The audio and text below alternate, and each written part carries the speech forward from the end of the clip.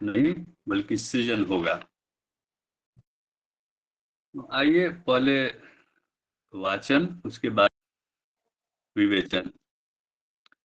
अगला समय संकटों से भरा पूरा है, इस बात को विभिन्न मूर्धन्यों ने अपने अपने दृष्टिकोण के अनुसार विभिन्न प्रकार से जोरदार शब्दों में कहा।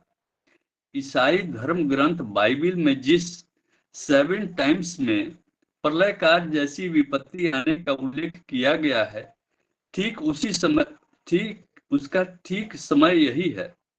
इस्लाम धर्म में 14वीं सदी के महान संकट का उल्लेख है।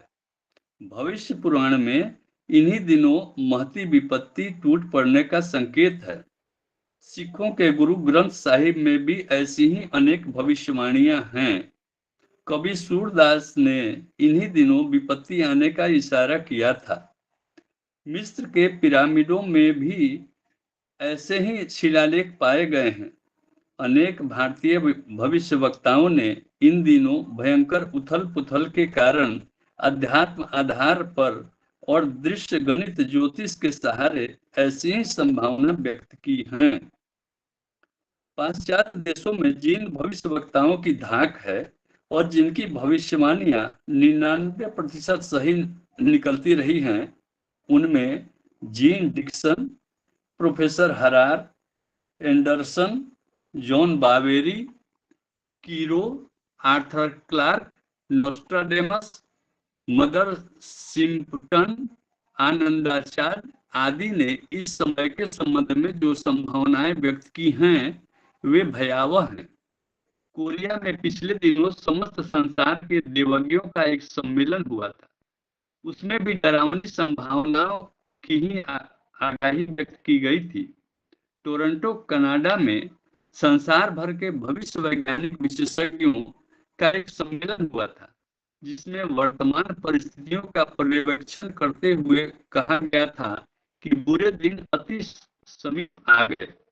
ग्रह नक्षत्रों के पृथ्वी पर पड़ने वाले प्रभाव को समझने वालों ने इन दिनों सूर्य पर बढ़ते धब्बों और लगातार पड़ने वाले सूर्य ग्रहणों को धरती निवासियों के लिए हानिकारक बताया है।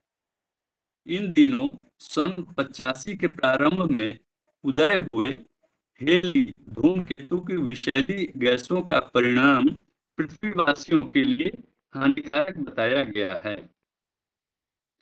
सामान्य बुद्धि के लोग भी जानते हैं कि अंधाधुंध बढ़ती जनसंख्या के लिए अगले दिनों अन्न जल तो क्या, सड़कों पर चलने को रास्ता तक न मिलेगा। औद्योगिकरण, मशीनीकरण की भरमार से हवा और पानी भी कम पड़ रहा है और विषाक्त हो चला है। खनिज तेल और धातुएं, कोयला 50 वर्ष तक के लिए नहीं है। अणु परीक्षणों से उत्पन्न विकिरण से अगली पीढ़ी और वर्तमान जन समुदाय को कैंसर जैसे भयानक रोगों की भरमार होने का भय है। कहीं अणु युद्ध हो गया तो इससे न केवल मनुष्य वरन अन्य प्राणियों और वनस्पतियों का भी सफाया हो जाएगा। असंतुलित हुए तापमान से ध्रुवों की बर्फ पिघल पड़ने, समुद्र में तूफान आने और हिमयुग के लौट पड़ने की संभावना बताई जा रही है। और भी अनेक प्रकार के संकटों के अनेकानेक कारण विद्यमान हैं। इस संदर्भ में साहित्य इकट्ठा करना हो तो उनसे ऐसी संभावनाएं सुनिश्चित दिखाई पड़ती हैं जिनके कारण इन वर्षों में भयानक उथल पुथल हो। सन 2000 में युग परिवर्तन की घोषणा है। ऐसे समय में भी विकास से पूर्व विनाश की, ढलाई से पूर्व गलाई की संभावना का अनुमान लगाया जा सकता है। किसी भी पहलू से विचार किया जाए, प्रत्यक्षदर्शी और भावनाशील मनीषी भविष्यवक्ता इन दिनों विश्व संकट को अधिकाधिक गहरा होता देखते हैं। पत्रकारों और राजनीतिज्ञों के क्षेत्रों में इस बार एक अत्यधिक चिंता यह संव्याप्त है कि इन दिनों जैसा संकट मनुष्य जाति के सामने है, वैसा मानवीय उत्पत्ति के समय से पहले कभी नहीं आया। शांति परिषद आदि अनेक संस्थाएं इस बात के लिए प्रयत्नशील हैं कि महाविनाश का जो संकट सिर पर छाया हुआ है वह किसी प्रकार टले। छिटपुट लड़ाइयां तो विभिन्न क्षेत्रों में होती रहती हैं। शीत युद्ध किसी भी दिन महाविनाश के रूप में विकसित हो सकता है, यह अनुमान हर कोई लगा सकता है। भूतकाल में भी देवासुर संग्राम होते रहे हैं, पर जनजीवन के सर्वनाश की प्रत्यक्ष संभावना का सर्वसम्मत ऐसा अवसर इससे पूर्व कभी भी नहीं आया। इन संकटों को ऋषि कल्प सूक्ष्मधारी आत्माएं भली प्रकार देख और समझ रही हैं। ऐसे अवसर में वे मौन नहीं रह सकती।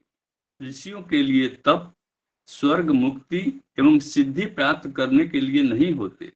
ये उपलब्धियां आध्यात्मिक जीवन में प्रवेश करने वाले स्थूलधारी भी प्राप्त कर लेते हैं।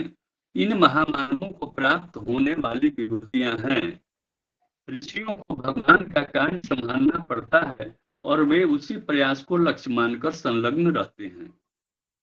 हमारे ऊपर जिन ऋषि का दैवी सत्ता का अनुग्रह है, उन्होंने सभी कार्य लोक मंगल के निमित्त कराए हैं।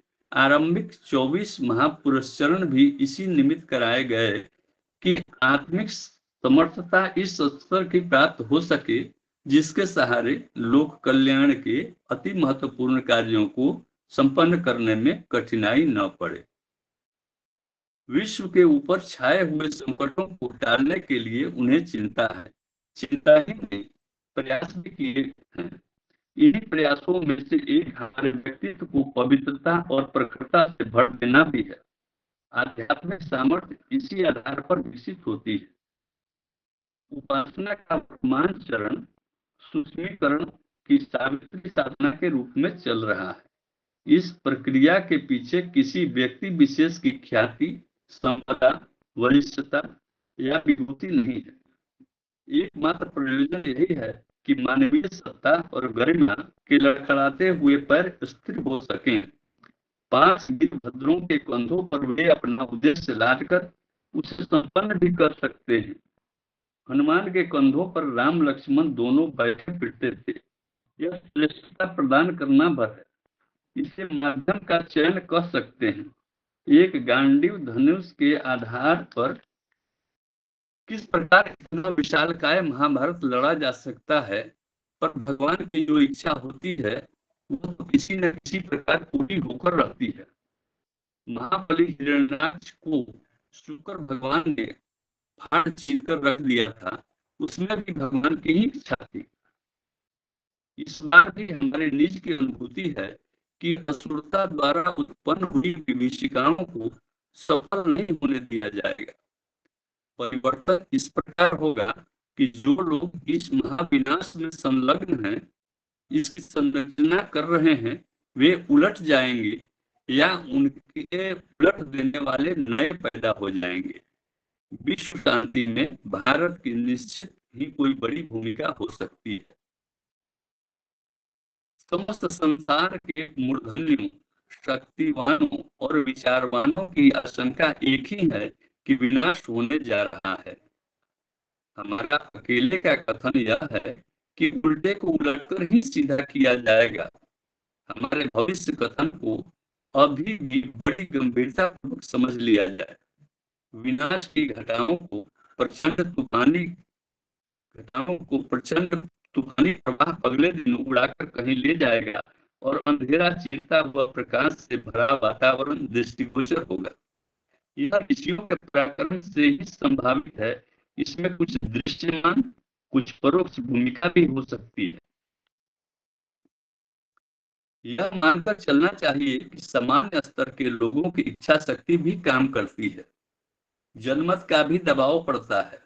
जिन लोगों के हाथ में इन दिनों विश्व की परिस्थितियां बिगाड़ने की क्षमता है, इसका दबाव हर प्रभावशाली क्षेत्र के समर्थ व्यक्तियों पर पड़ेगा। उन्हें जागृत लोकमत के सामने झुकना ही पड़ेगा। लोकमत को जागृत करने का अभियान प्रज्ञा आंदोलन द्वारा चल रहा है। यह क्रमशः बढ़ता और सशक्त होता जाएगा। इसका प्रभाव हर प्रभावशाली क्षेत्र के समर्थ व्यक्तियों पर पड़ेगा और उनका मन बदलेगा कि अपने कौशल चातुर्य को विनाश की योजनाएं बनाने की अपेक्षा विकास के निमित्त लगाना चाहिए। प्रतिभा एक महान शक्ति है, वह जिधर भी अग्रसर होती है उधर ही चमत्कार प्रस्तुत करती जाती है। वर्तमान समस्याएं एक दूसरे से गुथी हुई हैं, एक से दूसरे का घनिष्ठ संबंध है, चाहे वह पर्यावरण हो अथवा युद्ध सामग्री का जमाव, बढ़ती अनिति दुराचार हो अथवा अकाल महामारी जैसी दैवी आपदाएं। एक को सुलझा लिया जाए और बाकी सब उलझी पड़ी रहें, ऐसा नहीं हो सकता। समाधान एक मुश्त खोजने पड़ेंगे, और यदि इच्छा सच्ची है तो उनके हल निकल कर ही रहेंगे। शक्तियों में दो प्रमुख हैं, इन्हीं के माध्यम से कुछ बनता या बिगड़ता है। एक शस्त्र बल धन बल, दूसरा बुद्धि बल संगठन बल। पिछले बहुत समय से शस्त्र बल और धन बल के आधार पर मनुष्य को गिराया और अनुचित रीति से दबाया, और जो मन में आया सो कराया जाता रहा है। यही दानवी शक्ति है। अगले दिनों दैवी शक्ति को आगे आना है और बुद्धि बल तथा संगठन बल का प्रभाव अनुभव कराना है। सही दिशा में चलने पर यह दैवी सामर्थ्य क्या कुछ दिखा सकती है, इसकी अनुभूति सबको करानी है।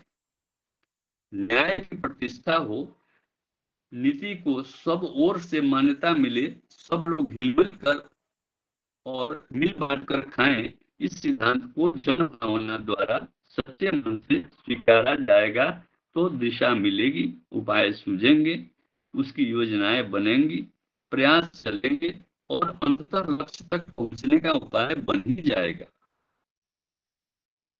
आत्मो सर्वभूतेषु और वसुधैव कुटुंबकम, यह दो ही सिद्धांत ऐसे हैं जिन्हें अपना लिए जाने के उपरांत तत्काल यह सूझ पड़ेगा कि इन दिनों किन अवांछनीयताओं को अपनाया गया है और उन्हें छोड़ने के लिए क्या साहस अपनाना पड़ेगा, किस स्तर का संघर्ष करना पड़ेगा।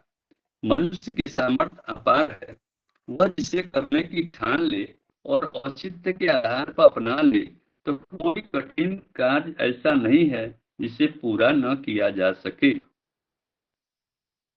अगले दिनों एक विश्व, एक भाषा, एक धर्म, एक संस्कृति का प्रावधान बनने जा रहा है। जाति, लिंग, वर्ग और धन के आधार पर बढ़ती जाने वाली विषमता का अंत समय अब निकट आ गया है। इसके लिए जो कुछ करना आवश्यक है वह सूझेगा भी और विचारशील लोगों के द्वारा पराक्रम पूर्वक किया भी जाएगा। यह समय निकट है, इसकी हम सब उत्सुकता से प्रतीक्षा कर सकते हैं। तो आज जिस विषय की बात गुरुदेव ने बताई है, भाई जी थोड़ा सा आवाज गड़बड़ा रहा है। अच्छा, तो हम वीडियो ऑफ कर दे रहे हैं, गांव पर आए हैं, थोड़ा आवाज कम मिल रही है। ठीक है, कट जाती है आवाज, थोड़ा सा कट जाती है बीच में। जी जी, तो आप ये भी वीडियो ऑफ करके भी कर सकते हैं जी। हाँ जी, ठीक है, धन्यवाद। तो आज का जो विषय है लगभग यही चीज, ये अभी हम जो 21वीं सदी बनाम उज्जवल भविष्य जो हम लोग पढ़ रहे हैं, इस दूसरे भाग के अंतिम चैप्टर में जो शंभू भाई साहब ने वाचन और सार प्रस्तुतिकरण किया था, लगभग यही सारी बातें लिखी हुई थी। तो वही बातें इसमें भी लिखी हुई है, लेकिन आइए थोड़ा इसको थोड़ा प्रकाश जहां तक संभव होता है जो हमने समझा है बताएं। तो इसमें गुरुदेव ने कहा कि अगला समय संकटों से भरा है। इस बात को सब धर्म वाले, चाहे वो ईसाई हो, सिख हो, सनातन वाले हो, सबों ने इस बात को स्वीकारा है कि अगला समय जो आने वाला है वो संकटों से भरा हुआ है। ये पुस्तक लगभग 50 वर्ष पहले लिखी गई है, तो उस समय भी महसूस हो रहा था लोगों को कि अगला समय जो है संकटों से भरा हुआ है। किस तरह का संकट है आगे बताया जाएगा। और उतना ही नहीं, वेस्टर्न कंट्रीज के लोग जिनकी ख्याति माने नोस्ट्राडेमस जैसे भविष्य वक्ता लोग हैं, जिनकी भविष्यवाणी बिल्कुल सही हुआ करती थी, लगभग 99%, जैसा गुरुदेव बता रहे हैं। उन लोगों का भी कहना है कि अगला समय जो है विनाश का होगा। तो सब ओर से देखा जा रहा है तो विनाश ही विनाश दिखाई दे रहा है। अभी 10-15 दिन पहले किसी टीवी चैनल पर कोई दिखा रहा था, देख रहे थे कि वो बता रहा कि अगले 15 साल में सब कुछ समाप्त हो जाएगा, जल भी पीने लायक नहीं रह जाएगा, ऊर्जा के संसाधन समाप्त हो जाएंगे और मनुष्य का अस्तित्व समाप्त हो जाएगा, यहाँ तक लोगों ने कहा। तो गुरुदेव कह रहे हैं कि वो तो भविष्य वक्ता है, लोग अपना कैलकुलेशन करते हैं ज्योतिषीय आधार पर या और किसी चीज से आध्यात्मिक आधार पर कैलकुलेशन करते हैं, लेकिन हम लोग जैसे साधारण व्यक्ति जो वो कैलकुलेशन तो नहीं कर सकते हैं। लेकिन जो ट्रेंड चल रहा है अभी से 15-20 वर्ष पहले जो समाज में बात थी आज है, और अगर रफ्तार वही रही तो समझिए कि कहाँ किस गर्त में चले जाएंगे हम लोग, ये इसकी कल्पना हर कोई कर सकता है। एक चीज सामने दिख रही है कि जिस गांव की आबादी 10-15 साल पहले अगर 2000 थी, आज उसके दोगुना तक बढ़ गई है। तो जनसंख्या एक समस्या है, ये सब किसी को दिख रही है। इस भले इसको कम करने के लिए नई पीढ़ी तो बहुत आगे निकल चुकी है, इस मामले में समझ गई है, लेकिन कुछ वर्ग है या और भी लोग हैं जो इस चीज को समझते ही नहीं है कि जनसंख्या कितने दुखों का कारण है। हमारा 2 भांजा रहता है यूएस में, वहीं बस भी गया है। तो एक बार उससे पूछा हमने कि एक बात बताओ कि वहां लोग बड़ा चैन से रहते हैं और बड़ा सुकून से रहते हैं, क्या कारण है? तो उसने बताया कि यहाँ पर एरिया ज्यादा है और जनसंख्या कम है, इसके लिए चैन से माने 1 एकड़, आधा एकड़, उससे भी ज्यादा के एरिया में एक आदमी का घर है। तो इसका मतलब ये होता है कि जनसंख्या जब बढ़ेगी तो एक तरह से नहीं, कई तरह की समस्या होगी। और जो रफ्तार बढ़ रही है, कुछ दिनों में कोयला भी प्रकृति का खत्म हो जाएगा। वो रीजनरेट वाली बात नहीं है कि प्रकृति से लिया जाए और फिर होता रहे। तो कोयला हो, ऊर्जा संसाधन हो, या कोई माने ये मेटल्स हो जो धरती से निकलते हैं, वो धीरे 50 वर्षों तक भी उसका स्टॉक नहीं है, वो खत्म हो जाएगा। अगर हमने जनसंख्या को कंट्रोल नहीं किया तो ये विनाश की ओर जाएगा। तो अगर हम न सोचेंगे तो नाव पर अगर 50 आदमी की कैपेसिटी है, अगर 60 आदमी बैठ गया तो चलो कोई बात नहीं, लेकिन 50 की जगह अगर 150 आदमी अगर बैठ जाएगा तो नाव डूबनी ही। तो उसी रफ्तार में हम लोग जा रहे हैं। तो हम लोगों को भी सोचना है, और लग रहा है कि ये जो भविष्यवक्ता लोग हैं, इन लोगों ने बिल्कुल सही कहा है। तो लेकिन गुरुदेव ने घोषणा की है कि ये 2000 तक परिवर्तन होगा। एक सेकंड, सन 2000 तक परिवर्तन होगा।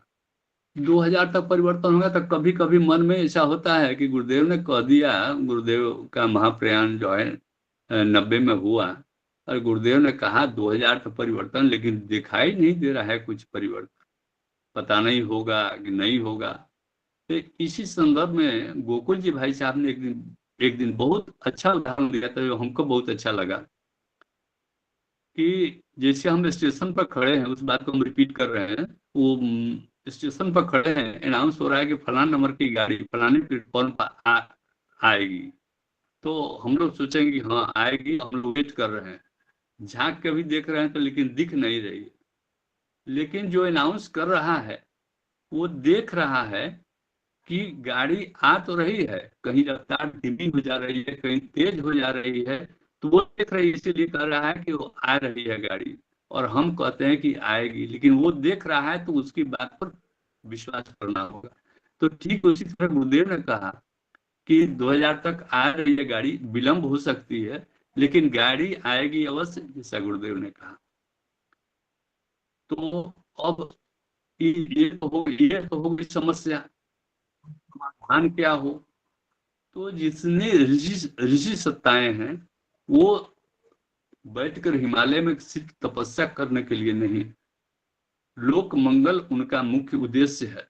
और वो सूक्ष्म रूप से वो तपस्या कर रहे हैं ताकि ये विश्व पर जो आने वाला संकट है सो टल सके। तो गुरुदेव भी हैं इसमें, इन्होंने बताया कि ये सूक्ष्मीकरण की सावित्री साधना उस समय गुरुदेव कर रहे थे। तो इसी सब संकट की, ये व्यक्तिगत के लिए नहीं, व्यक्तिगत के लिए तो गुरुदेव ने बहुत पुण्य और बहुत शक्ति अर्जित कर ली थी, लेकिन ये विश्व कल्याण के लिए सब साधनाएं कर रहे थे और भी ऋषि सत्ताएं लगी हुई हैं ताकि विश्व का कल्याण हो सके। तो एक जगह कहते हैं गुरुदेव कि इसमें कि जो जिसकी खोपड़ी उल्टी हो गई है, जैसे अभी ट्रंप की खोपड़ी उल्टी हो गई है, तो कह रहे हैं कि उसको तो उलट दिया जाएगा और फिर सीधा कर दिया जाएगा, या नहीं तो उसको ही उलटने वाला कोई पैदा हो जाएगा जो उससे ताकतवर होगा और उसको उलट देगा। वर्तमान परिस्थिति में सबको ही हम लोग देख रहे हैं कि कोई ना कोई उस तरह का होगा जो उसको उलट के रख देगा। तो इस संदर्भ में एक पंक्ति को जो हमने वाचन किया है उसको एक छोटा सा पैराग्राफ है, उसको दोहराना चाहते हैं क्योंकि हमको बहुत इंपॉर्टेंट लगा। समस्त संसार के मूर्धन्यों, शक्तिवानों और विचारवानों की आशंका एक ही है कि विनाश होने जा रहा है। हमारा अकेले का कथन है, गुरुदेव कह रहे हैं कि हमारा अकेले का कथन यह है कि उल्टे को उलटकर ही सीधा किया जाएगा। हमारे भविष्य कथन को अभी भी बड़ी गंभीरता पूर्वक समझ लिया जाए। विनाश की घटाओं को प्रचंड तूफानी प्रवाह अगले दिनों उड़ाकर कहीं ले जाएगा और अंधेरा चीरता हुआ प्रकाश से भरा वातावरण दृष्टिगोचर होगा। यह ऋषियों के पराक्रम से ही संभावित है, इसमें कुछ दृश्यमान व परोक्ष भूमिका भी हो सकती है। अब इस बात को गुरुदेव कह रहे हैं कि जितने भी भविष्य वक्ता हैं तो उसमें उनकी बात अलग है, लेकिन अकेले दम से और बड़े दृढ़ विश्वास के साथ कह रहे हैं कि ये विनाश नहीं होगा, सृजन होगा, उल्टे को उलट कर सीधा कर दिया जाएगा। और कहते हैं कि हमारी बात को बहुत गंभीरता से लिया जाए, ये गुरुदेव ने कहा। अब एक छोटा उदाहरण महाभारत से लेते हैं कि जब युद्ध शुरू होने के पहले धृतराष्ट्र ने अपने राज ज्योतिषी को बुलाया और पूछा कि जरा देख कर बताइए कि युद्ध होने जा रहा है, युद्ध में जीत किसकी होगी।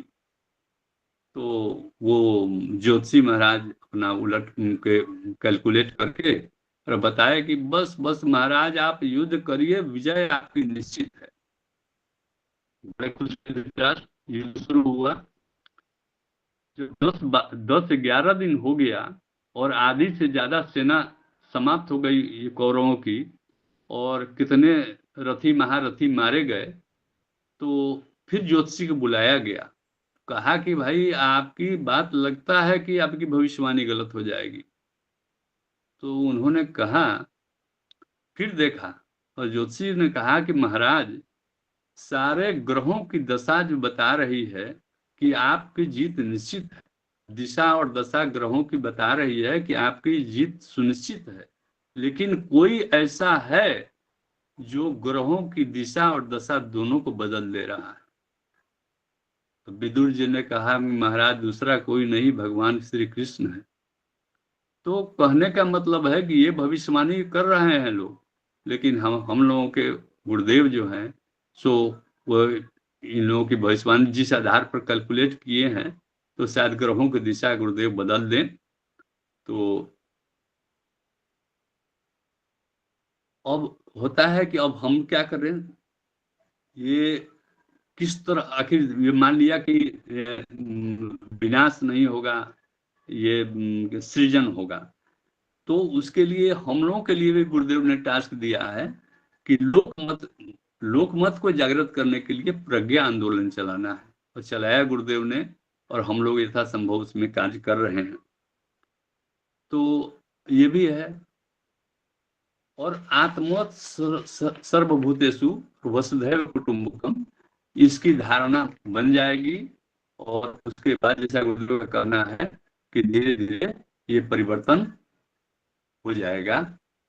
और अंत में अंतिम पैराग्राफ में जिसकी बहुत चर्चा हुई थी कि अगले दिनों एक विश्व, कोई सीमा नहीं, हिंदुस्तान पाकिस्तान चाइना की, एक भाषा, प्रेम की भाषा, एक धर्म, मानव धर्म, एक संस्कृति, ये मानवीय संस्कृति का प्रावधान बनने जा रहा है। जाति लिंग वर्ग का जो अभी की जो समस्या है जिसमें हम लोग बंटे हुए हैं वो सब समाप्त हो जाएगा, जैसा कि गुरुदेव ने कहा है। तो अब ये तो गुरुदेव की बात हो गई। तो इसको पूरा पढ़ने और सुनने के बाद अब इसके समरी के रूप में अब हम लोग क्या करें, हम लोग इस चैप्टर को पढ़ने के बाद क्या करें। तो दो चीज जहां तक हमने समझा है वो रखते हैं। पहली बात कि विश्वास करें, दृढ़ विश्वास कि गुरुदेव ने कहा है तो ऐसा होगा ही। एक छोटा प्रसंग है कि एक जगह अकाल पड़ा तो लोग कहे कि चलो भाई वरुण देवता की पूजा की जाए तो बारिश होगी। तो सब कोई मंदिर की ओर चले तो पीछे पीछे 10-12 साल का एक बच्चा भी चला। तो वो हाथ में छाता लिए हुए था। तो लोगों ने कहा कि अरे बेवकूफ तुम छाता क्यों लिए हो। बोला कि वरुण देवता की पूजा होने से बारिश होगी तो छाता ले लिए हैं।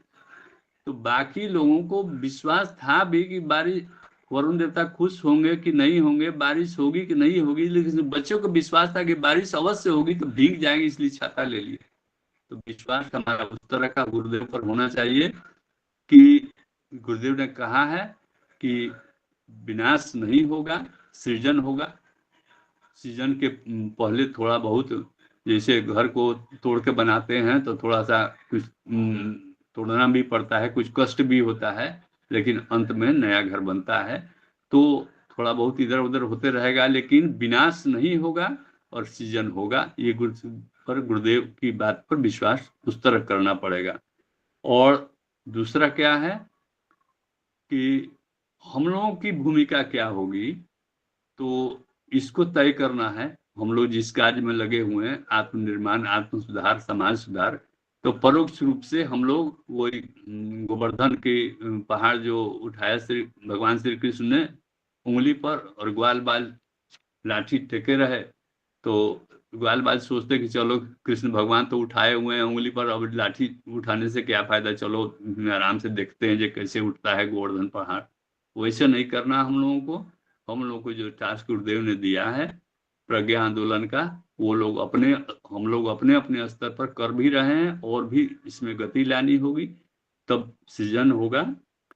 और इसी संदर्भ में हमारे सामने संजोग से एक कैलेंडर लगा हुआ है अपना मिशन का, मई महीने में, उसको पढ़ थोड़ा सा है, उसको पढ़ के सुनाते हैं और अपनी बात समाप्त करते हैं।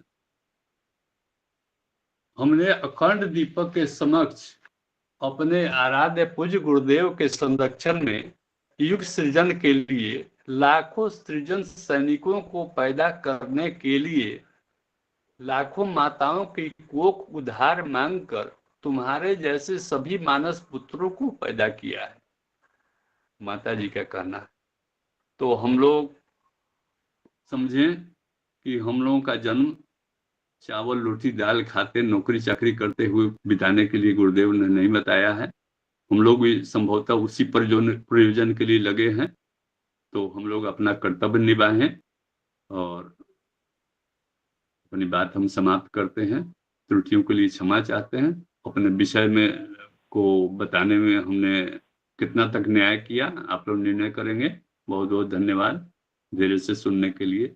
धन्यवाद जी भाई जी, बहुत बहुत धन्यवाद। 100 में 100 मार्क्स से पास हैं आप, कहीं से कोई दिक्कत नहीं है और इसमें कोई संभावना नहीं है। बहुत अच्छे ढंग से शीर्षक आपने विवेचन किया, बहुत सुंदर और व्यवहारिक रूप से उदाहरण देकर जिन्होंने आपने जो बताया, यह तो बहुत अद्भुत है। बहुत ही बहुत धन्यवाद आपको, बहुत बहुत आभार। गुरु जी की बात बिल्कुल सही है और सही होकर रहेगा, ये निश्चित है। ऐसी बात नहीं है जहाँ नेगेटिविटी दिखाई दे रही है, कुछ सुधार की भी रास्ते दिखाई दे रहे हैं, कुछ न कुछ सुधार हो रहे। One nation one election, one nation one ration card, one nation, तो ये जो बातें उठ रही है, या शराबबंदी की बात उठ रही है, या नारी सशक्तिकरण की बात उठ रही है, ये सारी बातें तो वही हो रही है जो हम लोगों को गुरु जी कहे इस रास्ते से करना, तो हो रही है। और जहाँ तक उल्टी खोपड़ी हो गई है, चाहे जो समाज विश्व में अभी हलचल मचा हुआ है, निश्चित रूप से उसका भी समाधान होगा ही होगा। और गुरु जी कहे हैं कि नहीं, ये जो है यहाँ पर निश्चित रूप से कोई विनाश नहीं होगा, सृजन होगा। आपने बताया, ये सही बात है, बहुत सुंदर। और अब चाहेंगे कि अन्य भाई चंदन भाई जी हमारे 100 किए हैं, तो वो अपनी माइक को अनम्यूट करके अपनी बात को रख सकते हैं। चंदन भाई जी। हाँ भाई साहब प्रणाम, प्रहलाद भैया प्रणाम। और भैया गुरुदेव का संगठन में हम लोग तो काम कर रहे हैं सुबह से शाम तक, जब तक ध्यान साधना चल रहा है, लेकिन कभी कभी चूक हो जाता है कि हम लोग जो ये तप संख्या बढ़ा रहे हैं, किस रूप से गुरुदेव को हम सहयोग कर रहे हैं, यहाँ पर थोड़ा बहुत तो समझ में आता है, थोड़ा विशेष रूप से यदि कोई समझाने का कोशिश करें तो बड़ा कृपा रहेगा। भाई साहब, अमन भाई साहब, हमें कुछ समझ में जी प्रश्न भैया का प्रश्न, अमन भाई साहब प्रश्न ज़्यादा दोबारा खाया जाए, फट जाएगा बात। जी जी जी जी एक बार और, एक भाई अमन भैया एक बार और सुन लीजिए कि गुरुदेव ने हम लोग को इस मिशन से जोड़ा, सबको जोड़ा। आज तो 20 करोड़ लोग भी होंगे, तो हम लोग भी यहाँ पे 100 लोग लगभग सुबह से लेके शाम तक साधना स्वाध्याय करते हैं। तो हमारा जो जप है, ध्यान है, साधना है, नादयोग है, स्वाध्याय है, यह जो है प्रक्रिया गुरुदेव के लिए हम लोग कैसे सहयोग दे सकेंगे, इसमें थोड़ा बहुत समझ में आता है, लेकिन विशेष रूप से 2-4 लाइन और बढ़ा के आप थोड़ा बताएं तो और दिमाग पूरा क्लियर हो जाएगा कि हम लोग कर क्या रहे हैं। अब व्यवहारिक कहने का मतलब चंदन भैया का कहना है कि हम लोग जो कार्य कर रहे हैं, साधना कर रहे हैं, इससे गुरुदेव के अभियान में, प्रज्ञा आंदोलन में और अच्छे से क्या कर सकते हैं, इसका थोड़ा सा इस पर मार्गदर्शन है अमन भैया तो चलने। जी जी जी भैया, तो देखिए इसमें सबसे पहली बात तो हमें ये जाननी है कि हमें व्यक्तिगत रूप से इससे कुछ फायदा हो रहा है कि नहीं हो रहा है, हमारा अपना विकास हो रहा है कि नहीं हो रहा है। सबसे पहले प्रश्न ये अभी अपने आप से पूछें, इस रूटीन में चलने के बाद हमारा कितना फायदा हुआ है इससे, है ना।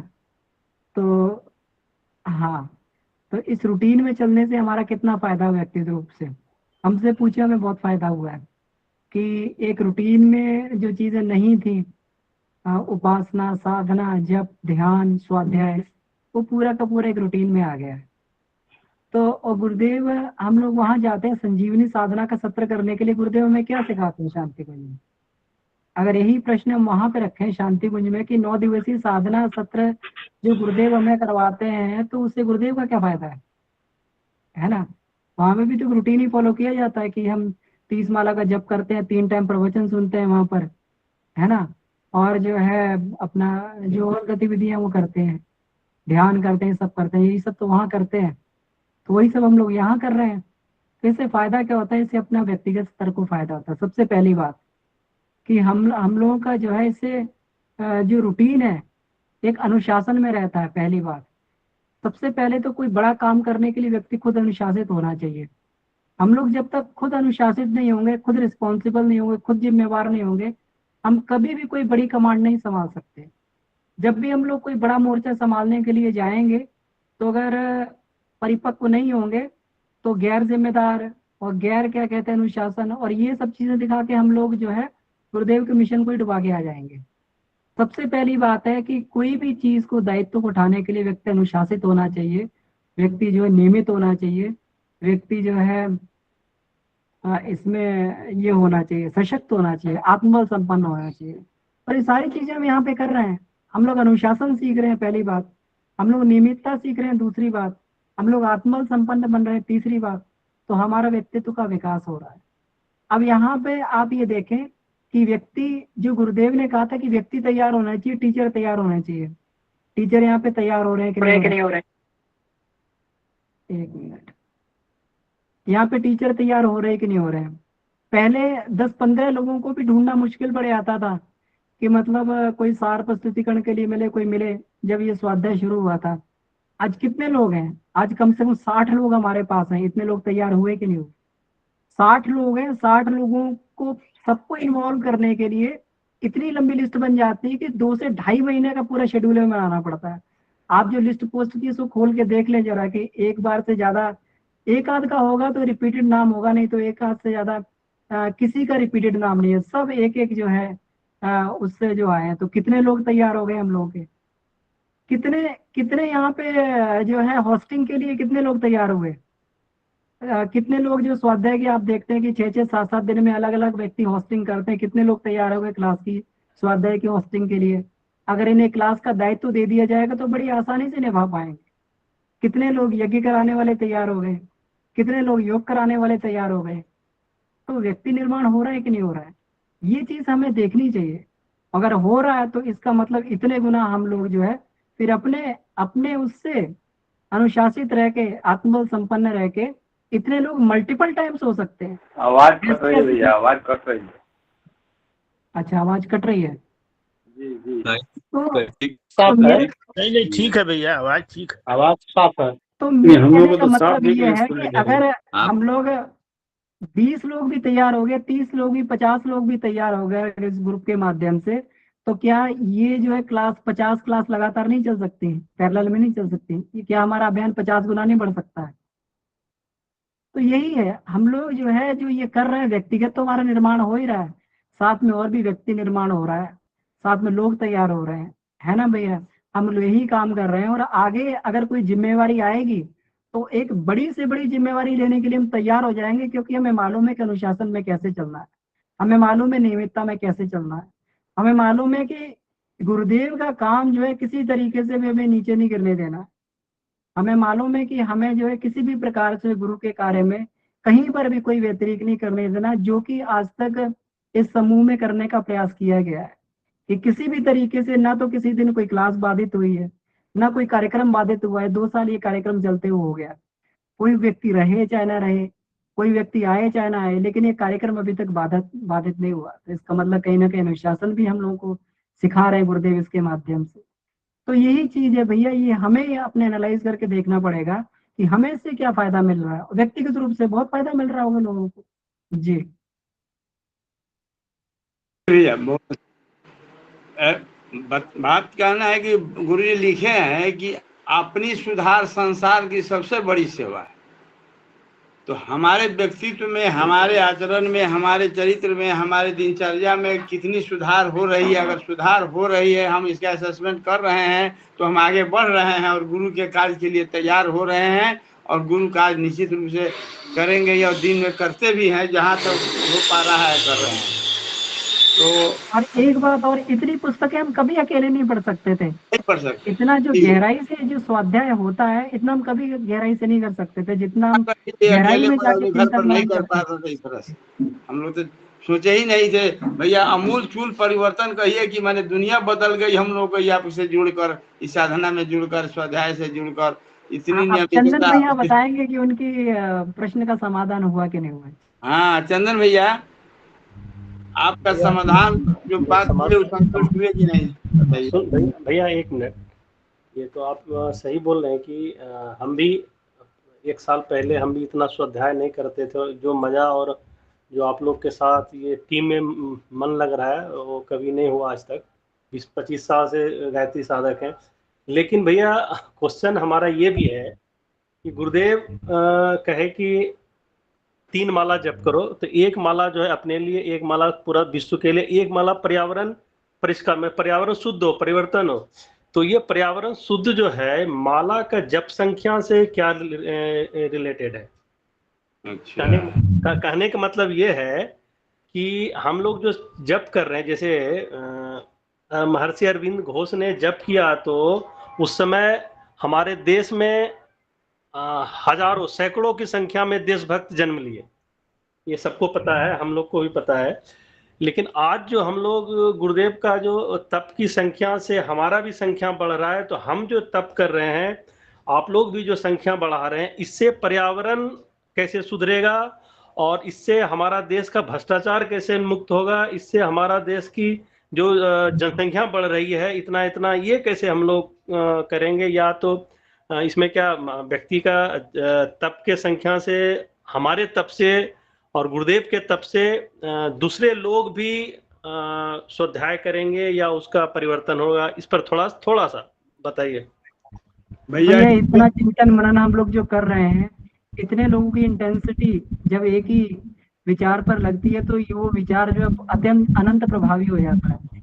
वो किसी सामान्य व्यक्ति के ऊपर जब भी ये विचार उसके ऊपर जाएगा, है ना, तो वो निश्चित उसको वो करने के लिए बाध्य करेगा। हम लोग जो भी विचारों का संप्रेषण यहाँ से कर रहे हैं, चाहे वो प्रतिभाओं के संवर्धन का हो, चाहे वो जो है जनसंख्या को रोकने का हो, चाहे वो बिना दहेज शादी करने का हो, चाहे औसत स्तर व्यक्ति के जीवन जीने का हो, ये निश्चित ही जो है ये इंटेंस विचार जिसके भी मन में ऊपर जाएंगे जरूर उसके ऊपर प्रभाव करेंगे भैया, है ना। तो ये वातावरण को भी सूक्ष्म में परिवर्तित करता है। हमारे द्वारा किया गया जब तप स्वाध्याय ये पूरा का पूरा वातावरण को बदलने में सक्षम है भैया। ये भैया क्लियर हुआ। हाँ, मतलब कहने का मतलब गायत्री तप से ये संपूर्ण जगत का हर डिफरेंस ऑफ टाइप ऑफ जितना भी प्रॉब्लम है सॉल्व हो सकता है, यही ना भैया? बिल्कुल हो सकता है भैया। एक व्यक्ति पूरा जब ये हिला सकता है, देश को हिला सकता है, तो हम लोग इतने लोग क्यों नहीं ये कर सकते? और जरूर होता है। जी भैया प्रणाम। इसके साथ साथ भैया यहाँ गुरु जी लिख रहे हैं कि अगले दिनों दैवी शक्ति को आगे आना है, ये भी लिख रहे हैं। साथ हमारा सहयोग देने के लिए दैवी शक्तियां भी खड़ी रहे और बुद्धि बल और संगठन बल का प्रभाव अनुभव कराना है। तो ऐसे नहीं है, उनकी कृपा से ही, गुरु के मार्गदर्शन से ही, गुरु के जो हम लोग रास्ते पर चल रहे हैं, तो निश्चित रूप से कार्य सफल होगा और विश्व कल्याण का जो हम लोग का युग निर्माण का जो कार्यक्रम है निश्चित रूप से चलेगा, जो परिवर्तन होगा, किसी तरह का कोई किंतु परंतु नहीं है। लता दीदी का हैंड रेज था। लता दीदी आप अपनी बात कहना चाहती है तो? जय गुरुदेव, सभी को सादर प्रणाम। प्रणाम दीदी, बहुत बहुत धन्यवाद। आज का टॉपिक में बहुत ही अच्छा दिया है, हम सभी पढ़े सुने भी कि कहा गया कि जन जन के जब इच्छा, सामान्य लोगों की भी इच्छा यदि एक साथ प्रबल हो उठती है तो वो इच्छाएं भी काम करने लगती है। उन इच्छाओं में भी इतनी प्रबल शक्ति हो जाती है जो हवा का रुख इधर से इधर कर सकता है।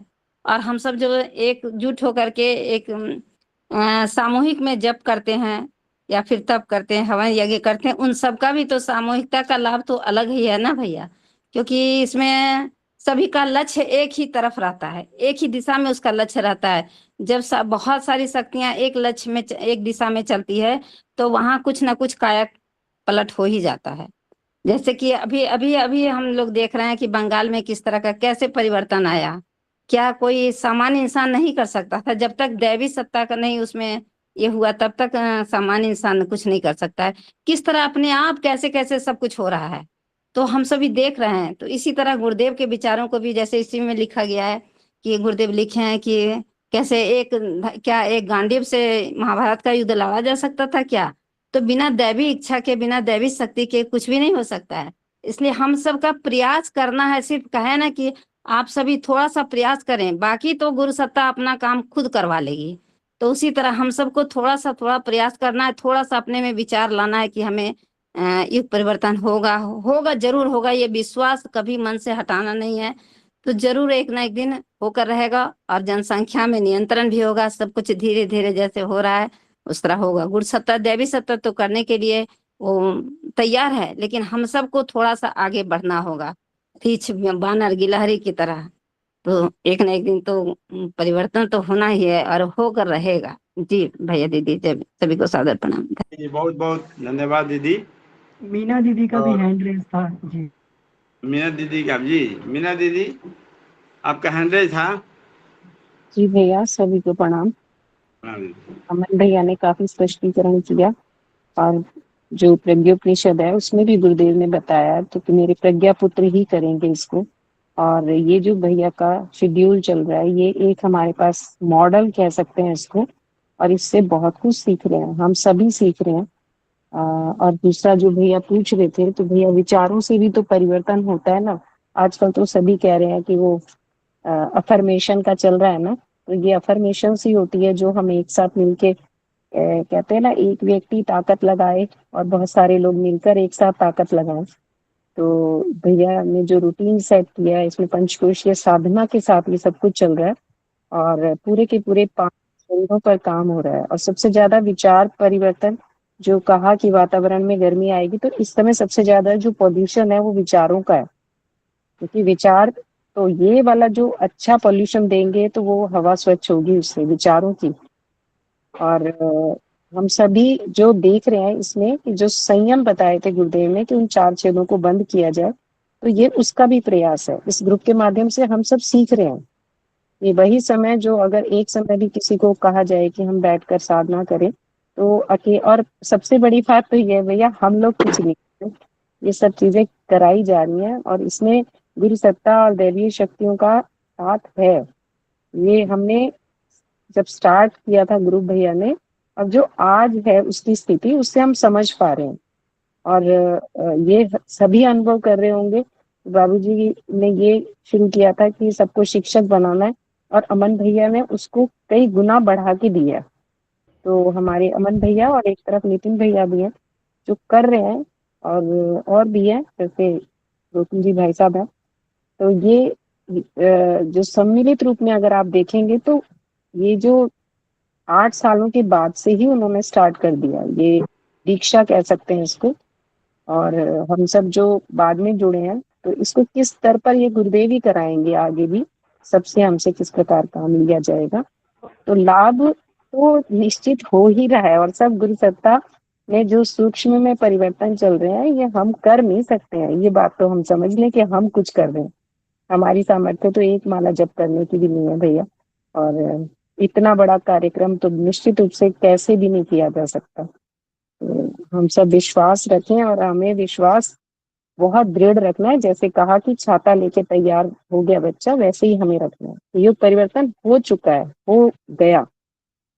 बस, धन्यवाद भैया, प्रणाम। जी दीदी, बहुत अच्छा, बहुत सुंदर। अभी आदरणीय गोकुल भैया का हैंडरेज है, परंतु उससे पहले ओम नारायण जी का थोड़ा बहुत दिन के बाद हैंडरेज आया है, तो उनकी बात को हम चाहेंगे जो पहले सुन लिया जाए। ओम नारायण भैया। जी भैया, सभी को प्रणाम। प्रणाम। मेरा कहना ये था भैया कि इसका प्रभाव ऐसा हुआ कि हमारे कुछ रिश्तेदार की महिलाएं हैं, वो शक्ति, हम लोग बार बार कह रहे थे कि शक्तिपीठ पर आइए, थोड़ा सा संस्कार वगैरह यहाँ कराइए, तो नहीं आती थी। और आज की स्थिति ये हो गई है कि 10 महिलाएं का संजीवनी सत्र करने के लिए तैयार हैं, और खुद आई यहाँ पे और कहीं कि जो हमका रिजर्वेशन करा दीजिए, और क्या नाम है, वहाँ बुक करा दीजिए, हम लोग तुरंत हम लोग जाएंगे। और लीडर बन के हमारी सासू माँ सबको लेके जा रही हैं। बहुत बहुत धन्यवाद, बहुत बहुत धन्यवाद। ये जुलाई में इनका सत्र शुरू होगा। जी जी, बहुत अच्छा। तो गुरुदेव का प्रभाव हो रहा है उनका, जो है निश्चित हो रहा है। उस चश्मे से देखने की जरूरत है, निश्चित हो रहा है भैया। अब मैं आदरणीय गोकुल भाई साहब से निवेदन है कि आप अपना मार्गदर्शन करें, हम लोगों को अपने ज्ञान से मार्गदर्शित करें। भैया, सभी को सादर प्रणाम। परम पूज्य गुरुदेव ने बार बार एक बात कही है कि ये कार्य ऋषियों का है, और ऋषि बहुत बड़ी चीज होती है, सामान्य बुद्धि के परे की चीज है ऋषि को समझना और जानना। और एक ऋषि नहीं, वहां ऋषियों की बात आ गई, तो काम तो ये होके रहेगा, इसमें कोई दोहरा नहीं है। पर किसी भी कार्य को होने के लिए 2 चीज चाहिए, एक दैविक अनुग्रह और एक मानवीय पुरुषार्थ। इसमें भी एक जो लाइन आई है जिसको दीदी ने भी हाईलाइट किया, अगले दिनों दैविक शक्ति को आन के आना है और बुद्धि बल तथा संगठन बल का प्रभाव अनुभव कराना है। दैविक शक्ति तो अपना काम कर रही है, पर पूरे हॉल, हो सकता है हमारा ये समूह इतने में काम कर रहा है, ये तो इसमें कोई दो राय नहीं, पर यह सफिशिएंट नहीं युग परिवर्तन के लिए। युग परिवर्तन का काम गुरुदेव के टाइम शेड्यूल के हिसाब से अब तक बहुत कुछ हो जाना चाहिए था, नजर आ जाना चाहिए था, लेकिन अगर नहीं आ रहा है तो इसमें कहीं ना कहीं एज ए होल हम सबकी, व्यक्तिगत स्तर पर नहीं कर रहा हूं, समूह स्तर पर हम सबकी कहीं ना कहीं कमी रह गई। पहली बात तो ये हो गई कि पूरा आंदोलन में आज कितनों को विश्वास है कि युग परिवर्तन होगा। देखा जाए, मैं पूरे मिशन एज ए हॉल की बात कर रहा हूं, मैं बार बार कह रहा हूं, मैं इस समूह की बात नहीं कर रहा हूं। किसी को विश्वास है कि सत्ता लेके कोई खड़ा है कि युग पर बारिश होगी? इस युग को बदलने के लिए कोई तैयार नहीं है। सब अपनी अपनी डफली, अपनी अपनी राग अपने तरीके से आलाप रहे हैं और गायत्री माता की जय भी बोल दे रहे हैं और यज्ञ भी कर दे रहे हैं, क्योंकि स्वाध्याय लगभग 0 हो गया है पूरे संगठन मिशन के अंदर में। तो यह स्थिति हम लोगों ने बिगाड़ दी है, भगवान की बनाई हुई व्यवस्था में हमने विघ्न डाला है और इसका दंड भी हमको भुगतना पड़ेगा। भगवान चुप तो नहीं रहेगा, अवसर दे रहा है इस बात को करने का, और निश्चित रूप से प्रबुद्धात्माएं जगेंगी और इस काम में लगेंगी। विलंब हो सकता है, विलंब ये हमारे कारण है, उनके कारण नहीं है, लेकिन एक समय के बाद में वह भी अपना, जब महाकाल अपना जब तांडव नृत्य की स्थिति पे जब आ जाएगा तो फिर हर किसी को मजबूरी में करना पड़ेगा। अभी तो मौका है कि हम उसके साथ साथ संभाल लें अपने आप। तो मुझे लगता है कि ये जो कुछ भी बातें जहाँ पे शंका और ये प्रश्न आ रही है, ये केवल हमारे ही लिए है कि हम उस, जैसे इस तरह का आंदोलन हमको बहुत तेज गति से कई जगहों पर चलाना चाहिए कि लोग स्वाध्याय के मर्म से समझें, गुरुदेव की उस वेदना से समझें, युग परिवर्तन को मान करके चलें। आज हम कोई भी गुरुदेव की बताई हुई जिंदगी जीने के लिए तैयार नहीं है। परिवर्तन होगा उस दिन हम भी हो जाएंगे, तब तक इस झंडा को लेके खड़े हैं, कोई बात नहीं। बॉर्डर लाइन पर खड़े हैं, पैर इधर भी है इधर भी, जब तक युग परिवर्तन नहीं होता तब तक इस युग का मजा ले लें, बाद में उसका उधर चले जाएंगे। हम तो झंडा लिए हुए हैं, क्या तकलीफ की बात।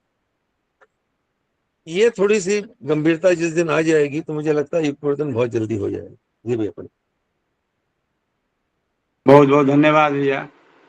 भैया थप्पड़ भी पड़ने वाले हैं। माता समय देखती है कि बच्चा स्कूल जगने के टाइम तक कितनी देर सोया रहता है, ये बाबू जी भी बता चुके हैं। फिर थप्पड़ पड़ेंगे चेहरे पर, तो उठना तो पड़ेगा, जागना भी पड़ेगा। तो आपने जैसा कहा, तो अभी से तैयार हो जाएं, नहीं तो गलतियों की सजा मिलनी है निश्चित है।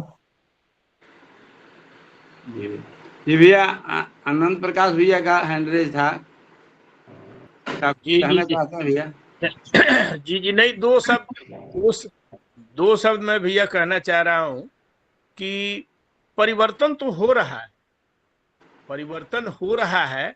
हम अपने 30 ज्यादा नहीं 25-30 बरस पीछे जाएं और उस परिस्थिति को और आज की परिस्थिति को देखें तो परिवर्तन तो निश्चित ही दिख पड़ रहा है। और महाकाल, गुरुदेव हमारे महाकाल हैं। गुरुदेव महाकाल ने जो अपने वाणी में या अपने शब्दों में लिखा है वो पूर्ण तो होकर के ही रहेगा, लेकिन हम लोगों का कर्तव्य जो है, हम लोगों का कर्तव्य बनता है कि हम लोग ईमानदारी से गुरुदेव के मार्गदर्शन पर हम लोग चलने का प्रयास करें तो निश्चित ही परिवर्तन तो होगा ही। क्योंकि गुरुदेव ने जो कल्पना की थी और समय दिया 2000 तक, तो सही में गोकुल भैया का भी कहना वाजिब है कि अभी तक परिवर्तन हो जाना चाहिए था, लेकिन गति हमारी धीमी है। धीमी गति के कारण भी इस तरह से माने समस्याएं उत्पन्न हो रही हैं। गुरुदेव महाकाल हैं, महाकाल की बात असत्य नहीं हो सकती है। एक स्मरण हमको हो रहा है कि स्काई लैब गिरने वाला था, शायद सही है कि गलत है, तो उस समय सारा दुनिया जो है, सारा भारत का लोग एकदम बेचैन था, लेकिन गुरुदेव ने आश्वासन दिया था कि भारत को कुछ नहीं होगा और ये हमारे यहाँ नहीं गिरेगा, और वास्तव में वो टल करके जाकर के समुद्र में गिरा और सारी समस्याओं का समाधान हो गया। तो यही 2 शब्द मुझे कहना था भैया, और जी जी जी बहुत अच्छा, बहुत सुंदर आपने उदाहरण दिया। भैया पुरुषोत्तम भैया, समय 2 मिनट का है और पुरुषोत्तम भैया का हैंड रेज है। आदरणीय पुरुषोत्तम भाई जी, अपना माइक अनम्यूट कीजिए। पुरुषोत्तम भाई जी,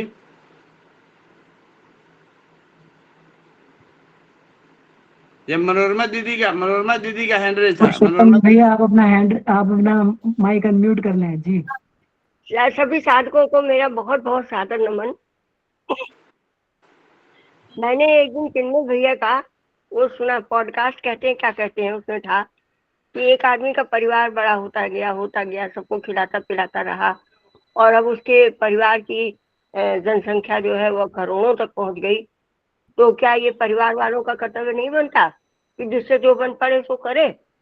तो अपने अपने स्तर पे क्या ये नहीं समझ में आ रहा है किसी को? कुछ ऐसे शब्द थे, ऐसे तो नहीं थे, उनके तो खैर शब्द बहुत नब्बे तुले होते हैं, लेकिन मुझको लगा कि भाई जब मैं मतलब बड़ा बढ़ा सकके कर सकती हूँ, मानसिक जप भी कर सकती हूँ, तो मैं थोड़ा सा मन हूँ और मैं थोड़ा थोड़ा अपने विचारों को अंतरिक्ष में भेजूं कि हे प्रभु, आप सर्वत्र विद्यमान है और ये दुनिया भर के साइंटिस्ट भी सुन रहे हैं, तो हे प्रभु, हमारी एक नन्ही सी आवाज है, इसको भी आप फैला दीजिए ताकि वो सारे उल्टे सीधे काम खत्म हो जाए और हमारा देश और हमारी दुनिया बची रहे।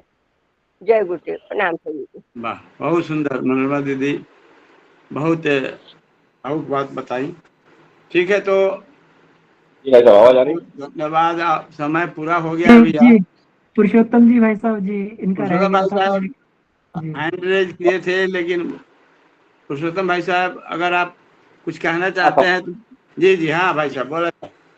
भाई साहब इसलिए ठीक है, क्षमा चाहता हूँ, पर बस बात इतनी कहना थी कि जब जिस मंत्र का हम जब ये भी बात आई थी ना, जब के ध्यान से इसको सबको लाभ मिलेगा या नहीं मिलेगा, क्योंकि जिस मंत्र की हम जब साधना तब कर रहे हैं वो केवल व्यक्तिगत मेरे लिए नहीं है, क्योंकि उसमें प्रेरणा ही ऐसी है कि हम सबको प्रेरित करें या हम सबकी अंतरात्मा में धारण करें, इसलिए वो सबको प्रभावित करता ही करता है, हम चाहे या नहीं चाहें। जितना हम जब करते हैं उसका असर होता ही होता है। यज्ञ हम करते हैं तो केवल हम सोचते चाहे कुछ भी हो, लेकिन उसका इफेक्ट सबको होना ही होना है। 5-7 फीट या से लगा करके 1 किलोमीटर के दायरे में वो प्रकृति को भी शुद्ध करेगा, वो वातावरण को भी शुद्ध करेगा, ये सब चीज़ें का इफेक्ट होना ही होना है। तो इसी तरह से गायत्री मंत्र का भी जो असर ही होना, तो सब क्षेत्र में होता ही होता है। इतनी बात कहनी थी, समय हो गया भैया, धन्यवाद। जी भैया, ठीक है, बहुत बहुत धन्यवाद। तो इस संध्या काल का समापन करते हुए वाचन और सार संक्षेपण के लिए प्रहलाद भाई जी को बहुत बहुत धन्यवाद।